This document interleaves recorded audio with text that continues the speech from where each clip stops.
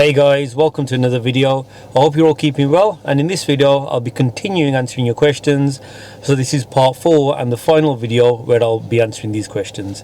So we're going to continue from where we left off from in the last video. Okay, so first question from Christy Collins. What has been your worst lesson or mock test where you ran out of patience with the learner? Worst lesson or mock test?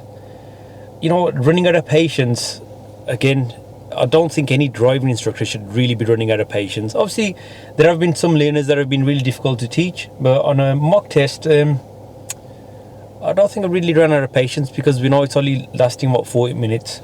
And yeah, obviously there's been a few dangerous incidents, but again, as the instructor, we've got to be ready for that kind of stuff. We can't really lose our patience with any learner.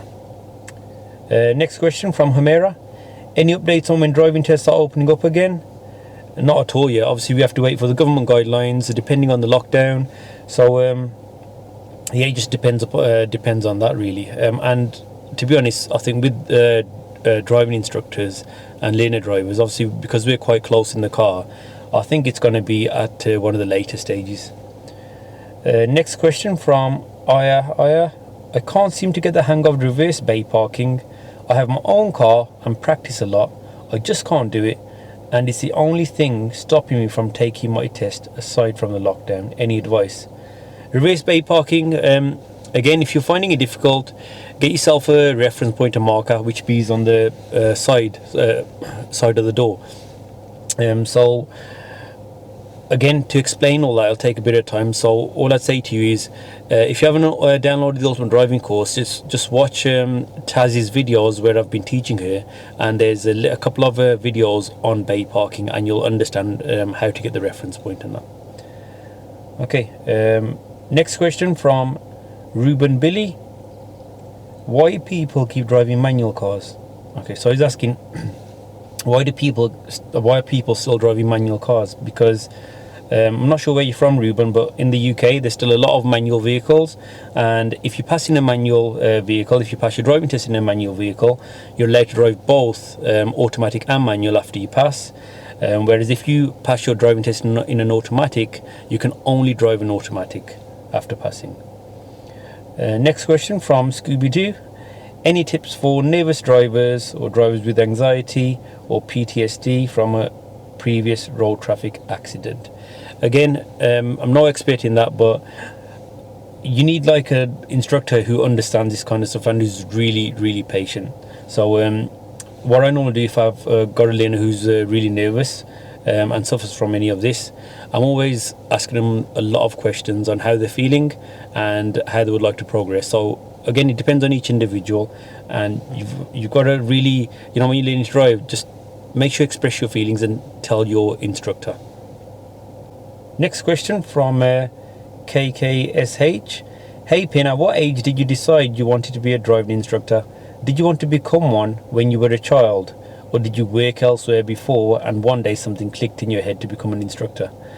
Okay, I don't think anybody would really want to become a driving instructor as a child.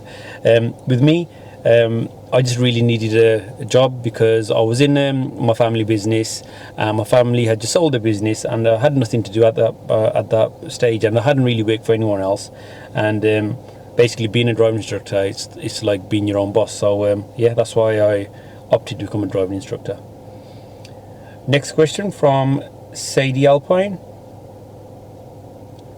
If you're turning right and the car on the right flashes their lights to let you through, are you supposed to drive halfway into the road until the left side is safe, or stay where you are? Okay, so you need to stay where you are until you can see both sides are clear, because obviously that car might flash and give you way. When you go into the middle, there could be for example, a motorbike trying to overtake that car that's just giving you way. So just wait for the other side to be clear, and then with caution, edge out. Next question from Jack Kendall. If you could change how the driving test was run, marked or administered, how would you change it? Personally, I don't think I would really change anything, because the DVSA do a lot of research before they make the changes. Whenever they've made changes, I remember when they first brought out following the signs, and that was a really good thing because it made people a lot more aware. And then they've brought out following the sat nav and doing the show me tell me questions on the move. Again, it just increases the awareness of the learner. So I wouldn't change anything. One thing that I would probably implement is motorway, making it compulsory for learners to go on the motorway before they get their driving license, because I think driving on a motorway can be quite dangerous. So yeah, that's all. Next question from Adnan Sheth. I haven't received my new test date yet. Is this normal? So new test date, I think you're probably talking about, obviously because of the lockdown, the test's been cancelled and it'll be rescheduled. Yeah, they don't give you the new date straight away. They normally say in the email you will be sent a new date within a few weeks of your new test date. So nothing to worry about really. Next question from Satisfying Sounds. What's the best car to go for at 18 with only a 3-month-old license, as the insurance is very high? Yeah, like I've mentioned in my other videos, I'm not really expert on this, but I will do a bit more research into it and contact a few insurance companies, see if they can offer us some kind of discount, because obviously we've got a lot of subscribers on the channel now. So yeah, it might be worth approaching a company to get you guys some kind of discount. But for now, what I normally say to my learners is obviously just make sure you get some quotes for the insurance before you buy the car, and normally something that's got a small engine, 1-litre engine, and yeah, just research what's cheapest to insure really. Sorry, I can't be more help on that one. Okay, next question from Neetu Newman. I'm worried about my theory is nearly going to end and I was ready for my test. Now I have to wait for 3 months. Yep, Neetu, a lot of people are in that situation at the moment. So if your theory does run out, as it stands, you will have to do it again. Next question from Daniel Raja. How do you make your YouTube channel famous? Okay, I wouldn't really say it's famous, but yeah, the way the channel grew, I think it was all down to those mock test videos that I've been doing. Obviously, these question videos do help you a bit, but the most helpful ones, in my point of view, and from the feedback that I got from you guys, is the ones where obviously we do the mock tests, and rather than just recording the mock tests and putting them out there, it's where I edit them out, edit out the faults, talk about them before they're going to happen, and point out what a serious and a normal driving fault is. And obviously that helped you guys massively, and I think those are the videos that really help the channel grow. And obviously you guys watching and subscribing help massively. The other thing I'd say is those videos I uploaded consistently, so it wasn't just like one every month or whatever. I'd try to do at least one every week. And obviously I did the driving lesson videos with Taz as well, which I think no instructor has really done, where they've taken a learner from zero and filmed every lesson and put it out there. So yeah, I think that was the main reason. Next question from Johanna Kov. When buying a used car, what is something I should check before buying? Again, service history, and mechanical wise, it's really hard to tell unless you've got someone experienced with you who knows stuff about cars, who you're gonna take to view the car with you. But yeah, I normally, when I buy a car, I just normally check the service history. I check how much mileage it's done, and sometimes if I feel the mileage is way too low for the model of the car, then I sometimes do get a little bit suspicious, thinking how come the car's only done just a very, very small amount of miles and it's priced as the same as a car that's done high miles. So yeah, just look out for stuff like that. Again, not really much of an expert in that field. Next question from Safrez. Is it better for a driver who just passed the driving test to purchase a brand new or used car? Personally, I'd go for a used car, because when you do pass, nobody bees a brilliant driver straight away. After a year or two on the road, when you experience, then go for something that's a bit more flashy. But a used car, something not too expensive, easy to insure, yeah, I'd go for that. Next question from Lewis Greenwood. When will the theory test start again? Is now a good time to book one in before the rush begins after this virus? Yeah, Lewis, the theory test, again, there's no date. We did have an email a few days ago saying all theory tests up to 30th of May, end of May, have been cancelled and will be rearranged. And if you book one now, there's no guarantee it's going to go ahead anyway. So you can book it, but like I said, there's no guarantee that it's going to go ahead. Next question from Shaney NCFC. Since you have been doing videos on YouTube, what has been your worst incident where you have had to step in for the learner driver? I'd say there's been a few. The main ones be when the learner's about to pull out of a T-junction and they haven't noticed a vehicle, or when they're changing lanes and there's another vehicle next to them and they're about to change lanes, and then obviously I have to grab the steering. And I'm sure you've seen plenty of them on the mock test videos. Next question from Edmundo Studios. Will theory test passes be extended due to coronavirus? I passed mine in January and it looks like I'm going to be missing on months before I can get started with driving again. At the moment, no, the theory test passes won't be extended unless the DVSA change something. Next question from Luke Jones. Would you ever film a video that takes you from the first lesson progressing onto the test? Yes, Luke, I've already done that with Taz. So we've recorded all the lessons from her first lesson and she's test ready. She did have a test booked, but obviously it's got rescheduled because of the lockdown. Next question from Ellie Pounds. Will the DVSA be updating the theory test apps with a new change? Can you explain more about the changes to the theory test? Thanks. Okay, yeah, so the theory test was supposed to change in April, but because of the lockdown, they've delayed the changes. So they're going to introduce short video clips to watch, and then you'll have to answer 3 questions about that video clip. So you can watch that video clip as many times as you want. You can pause it and then answer 3 questions below it. Obviously all the good companies that provide the theory training or app will be updating their material. Ellie, I will be doing a video in a bit more detail where I'll be doing like a mock test of the new theory test, so you guys can see the new changes. Okay, next question from Tasneem Edris. I'm wondering when we will be able to get back your test open back. So back to tests again, Tasneem. No idea at all. We're just waiting on the government guidelines from when we can start everything again. Next question from Nazneen Banu. Any tips on driving phobia?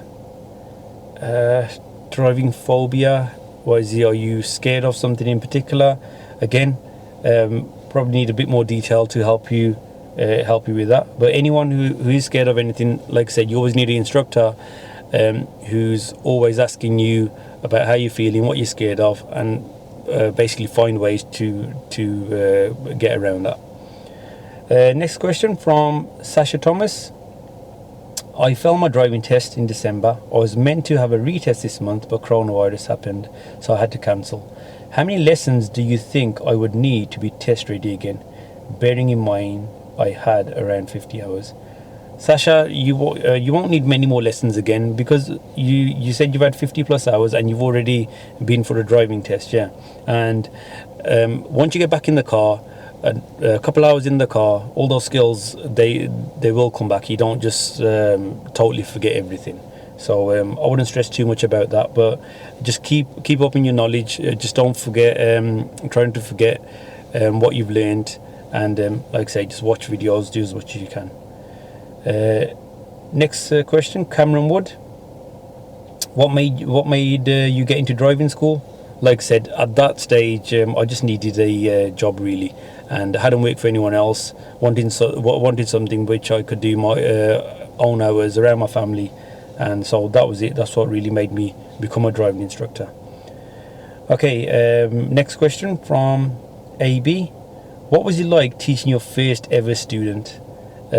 First ever student, I'd say I was quite nervous, excited, just wanted to basically get out there and start teaching, and So I wouldn't say I was confident at all, but it was just like I said, a bit nervous. Like I think I was just like, you know, how learners be on their first driving lesson. That's how I was on my first lesson when I was teaching. Next question from Ethan Keenan. What was your first car, and what cars have you had? Which is your fave, and what have you got now? Okay, so my first car, it was just a basically because when I left school and after I passed my driving test, I was in the family business and my dad had a van, so I drove a van as my first car. Other cars, BMWs, but my favourite one is a Range Rover, which I've got now. Next question from Chloe Dello. What is the best way to practice for your theory test? Again, Chloe, everyone's different. Some people just like reading the questions and studying. What I found for me when I did it as well was basically doing loads of mock tests. Anything I was getting wrong, I was writing it down. So I had my list of questions which I needed to revise.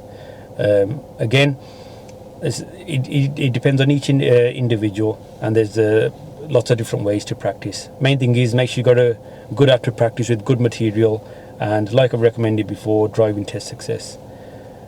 Okay, next question from Frost is Cold. What intangibles do you see in successful drivers which separates them from mediocre drivers?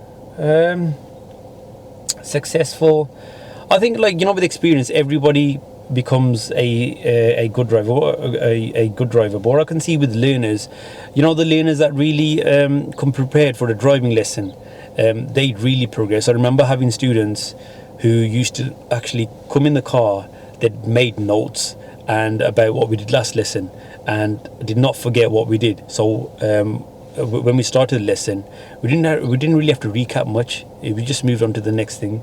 So people, basically the ones that really remember what they've learned and prepare for the lesson, they're the ones I think that progress quicker. But now obviously I designed the ultimate driving course, and people who watch that before their lessons and come prepared, it just saves a lot of time. Next question from Natasha Reed. Oh, sorry, I've just missed one out from can't read that. CS go something. How could we get ready for our theory and driving tests? Driving tests, again, there's not much you can do at the moment apart from watch videos. Theory tests, download the good app, Driving Test Success 1, and start revising. Okay, now we'll make this the final question from Natasha Reed. What happens if your test gets terminated during your drive? Okay, so if you're on your driving test and for whatever reason your test gets terminated, the examiner will obviously ask you to park up and they'll walk back to the test centre. On some occasions they may ask you if you want to walk back with them, or you could just stay in the car, and what they'll do is when they get back to the test centre, the examiner will tell your instructor what's happened and where the car is, and the instructor will walk to your car. Hopefully it's not too far away. So yeah, that's what happens when a test gets terminated. Okay guys, so thanks a lot for asking these questions. Hopefully the lockdown is over soon so we can get back to filming the mock tests, and I have got a couple of them recorded which I will be uploading soon. So don't forget to like and subscribe, and I'll see you in the next video.